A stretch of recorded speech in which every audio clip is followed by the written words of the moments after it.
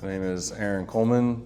Pronouns are he, him, his, and I am the Kenneth E. Tyler Endowed Chair in Printmaking at Herron School of Art and Design in Indianapolis, Indiana. We'll just pile them onto that cart, and then we'll just roll it back up. That way you guys don't have to carry them up the step, because they're not that heavy, but they are heavy.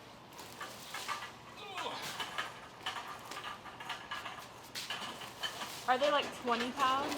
They're like between 30 and 50 pounds. The problem is some of them are still a little damp.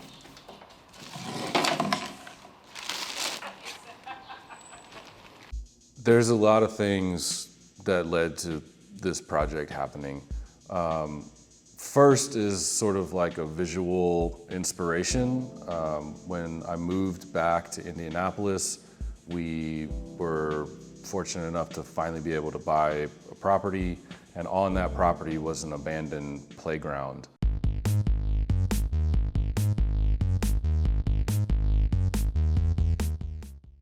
The playground itself had this sort of boat feeling to it, but the slide in particular really looked like a boat to me.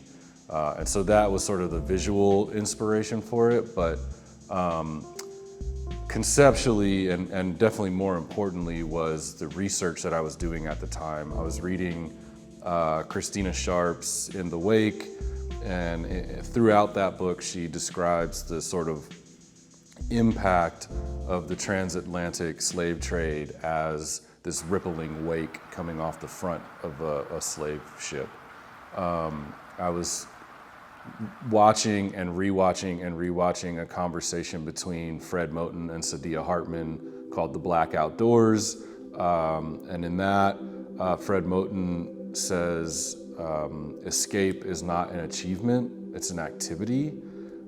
You never get escaped. What you're trying to escape from is always on you. And I think in the life of a person of color, there's always a sense of sort of simultaneous joy and pain, or like at any moment something could go wrong, right? So even when you're having a good time and enjoying company or on a playground, something horrible can happen. You know, think about Tamir Rice being killed at a park. And so that idea of sort of shifting the perspective of what we think we understand, right? For me, it was this playground, and this sort of dual set of research between this conversation and Christina Sharp's book, the image of a boat, the image of the wake, this idea of escape and what it really means, and sort of twisting the idea of a playground. And so I knew I wanted to make a boat, a vessel that could sort of transport myself or us or someone away from pain and trauma and history to a future that was maybe a little bit better or different.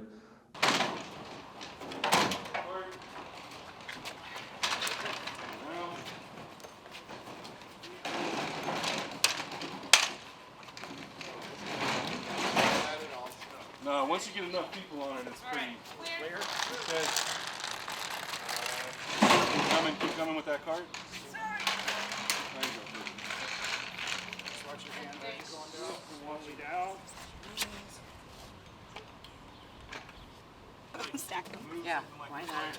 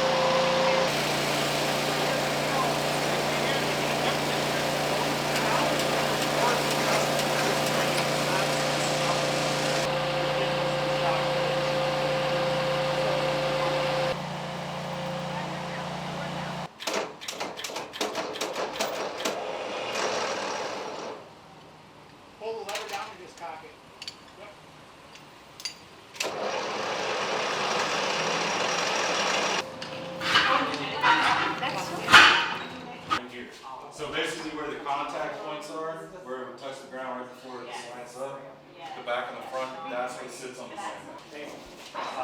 All right, on 3, 1, 2, 3. I have barely any weight. Good seat, watch out. Yeah, good. Get back towards Aaron with hair. Down.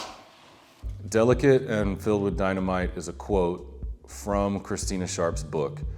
She was interviewing a man about the sort of atmosphere of the civil rights movement, and he said it was delicate and filled with dynamite.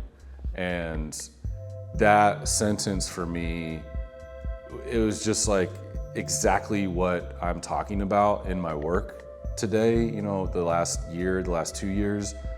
Again, that sort of simultaneous nature of joy and pain, right?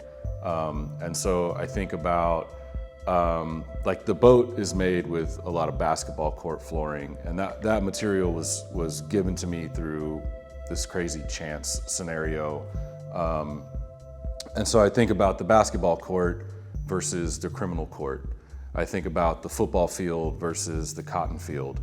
I think about the playground as a place for, you know, expressing yourself and playing and being joyful, but some terrible things happen to people of color on playgrounds.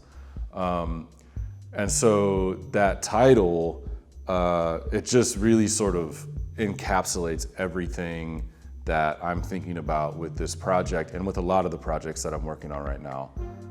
And it's not, I don't think that it's the title of the boat, it's the title of this show, and I really want that title to be sort of a piece on its own, because it just does so much as a string of words that, you know, it's hard to attach it to something other than itself.